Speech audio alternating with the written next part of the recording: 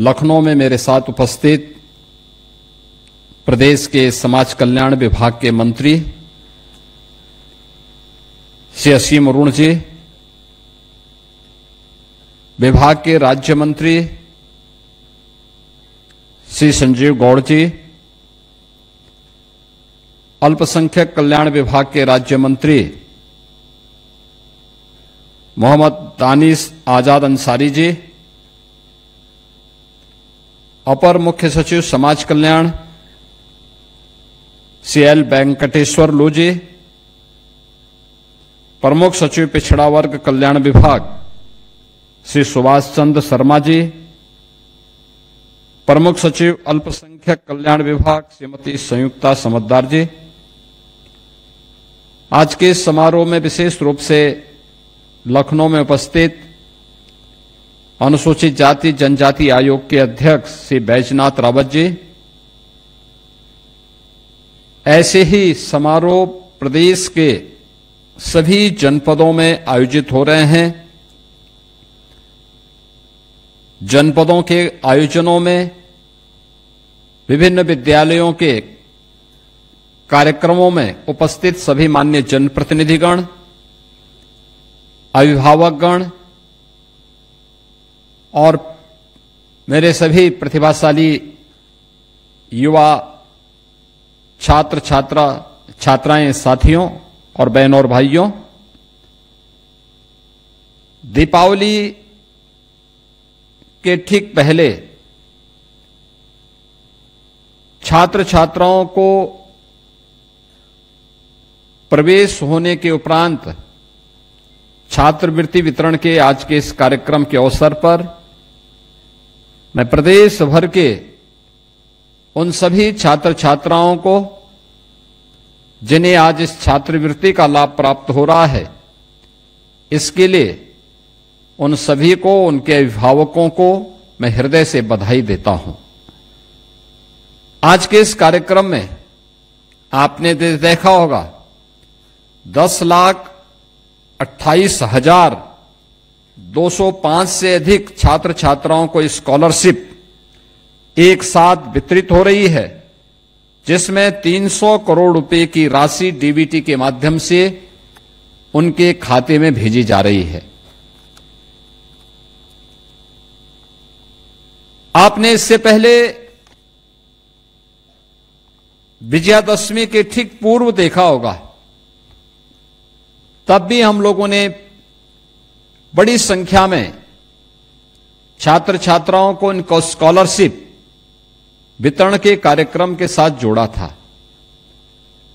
मेरा यह मानना था, अक्सर होता क्या था कि छात्रों को स्कॉलरशिप के नाम पर उनके साथ एक तो चयन की प्रक्रिया में भेदभाव होता था, दूसरा समय पे छात्रवृत्ति नहीं मिल पाती थी, तीसरा छात्रवृत्ति वितरण के बाद अगर किसी का चयन हो भी गया तो उस पैसा भी उन तक नहीं पहुंच पाता था। हम लोगों ने पहले प्रधानमंत्री जी के द्वारा भ्रष्टाचार पर प्रभावी प्रहार के लिए टेक्नोलॉजी का उपयोग करते हुए डीबीटी के माध्यम से हर छात्र छात्रा के अकाउंट में सीधे पैसा जाएगा, इस प्रणाली को प्रदेश में लागू किया गया। इसके उपरांत ये व्यवस्था बनाई गई कि छात्रों को हम लोग वर्ष के अंत में स्कॉलरशिप देने की बजाय अगर 2 बार में स्कॉलरशिप अक्टूबर के माह में और जनवरी के माह में उपलब्ध करवा देंगे, सभी छात्र इससे लाभान्वित हो जाएंगे।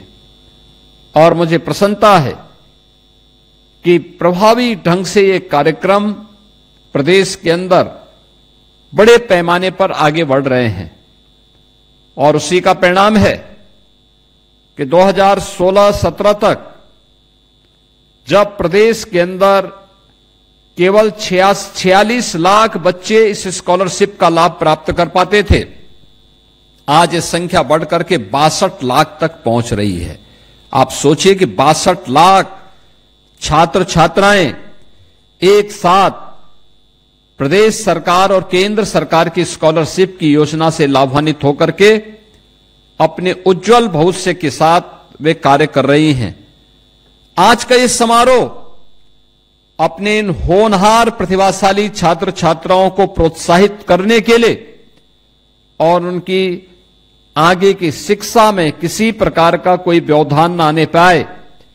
इसके लिए डबल इंजन सरकार के द्वारा प्रधानमंत्री मोदी जी के नेतृत्व में चलाए गए कार्यक्रम का ही यह एक नई कड़ी है। और उस कड़ी के क्रम में आज हम सब यहां पर अनुसूचित जाति जनजाति के 3,56,000 छात्र छात्राओं को 114 करोड़ 92 लाख रुपए यहां पर छात्रवृत्ति की उपलब्ध करवा रहे हैं। 97,000 से अधिक छात्र छात्राओं को जो सामान्य वर्ग के हैं, इनको 29 करोड़ 18 लाख रुपए की धनराशि इस छात्रवृत्ति से प्रदान किए जा रहे हैं। अन्य पिछड़ा वर्ग के 4,83,000 से अधिक छात्र छात्राओं को आज यहां पर 126 करोड़ 69 लाख रुपए की राशि आज उनके खातों में डीबीटी के माध्यम से दिया जा रहा है। और अल्पसंख्यक वर्ग के 90,758 छात्र छात्राओं को 27 करोड़ 16 लाख रुपए की राशि आज के इस स्कॉलरशिप के माध्यम से यहां पर डीबीटी के माध्यम से उनके अकाउंट में सीधे भेजी जा रही है। इसके पीछे सरकार की मंशा बहुत साफ है और वह ये कि जो प्रधानमंत्री जी कहते हैं कि ट्रांसपेरेंसी सरकार की कार्य पद्धति का हिस्सा बनना चाहिए। कि डीबीटी बेहतर टेक्नोलॉजी का उपयोग करते हुए आज उन छात्र छात्राओं को इसका लाभ प्राप्त हो, यह इस स्कॉलरशिप के माध्यम से भी उपलब्ध करवाया जा रहा है। और समय पर स्कॉलरशिप मिले जिससे वह छात्र छात्रा कहीं भटकने न पाए, कहीं उसको जाने की और सिफारिश कराने की नौबत न आने पाए। यह भी सरकार की अपनी कार्य पद्धति का हिस्सा और सरकार ने उसके तहत इस व्यवस्था को प्रभावी ढंग से प्रदेश में लागू किया है। यह क्रम हमारा निरंतर चलेगा। अभी हम लोगों ने पोर्टल को जो ऑन करके रखा हुआ है, आपने देखा होगा कि गत वर्ष कुछ छात्रों ने पोर्टल में कुछ खामी के नाते या विद्यालयों की लापरवाही के नाते, संस्थानों की लापरवाही के नाते या लेट से एडमिशन होने के नाते बहुत सारी जगह अनुसूचित जाति जनजाति के कुछ छात्र स्कॉलरशिप से वंचित रह गए थे। हम लोगों ने इस बात को तय किया कि उन छात्रों को इस सुविधा का लाभ मिलना ही चाहिए और हम लोगों ने पोर्टल ऑन करवाया है। जैसे पोर्टल में सबकी एंट्री हो जाएगी, फिर एक समारोह के माध्यम से उनको भी हम सीधे स्कॉलरशिप का लाभ देंगे, जिससे कोई भी बच्चा छूटने ना पाए और अपनी पढ़ाई लिखाई बेहतर तरीके से आगे बढ़ा सकता है। हमें इस बात को ध्यान रखना होगा, जिसके बारे में बार बार बाबा साहब डॉक्टर भीमराव अंबेडकर जी बार बार कहते थे कि पढ़ लिख करके ही हम स्वावलंबन का जीवन भी व्यतीत कर सकते हैं और देश और अपने समाज के लिए भी कुछ कर सकते हैं। पढ़ाई लिखाई आवश्यक है, उसके लिए चाहे जिस भी स्तर पर होकर के हमें मेहनत करनी पड़े, हमने उसके लिए हमें मेहनत करनी चाहिए। और उस समय की परिस्थितियां, जब बाबा साहब डॉक्टर भीमराव अंबेडकर जी पढ़ाई कर रहे होंगे, उस समय की स्थितियां कुछ और रही होंगी। इतने संसाधन नहीं थे, तब भी उन्होंने उच्च शिक्षा अर्जित की। आज साधन की कमी नहीं, आज संसाधन का भी अभाव नहीं।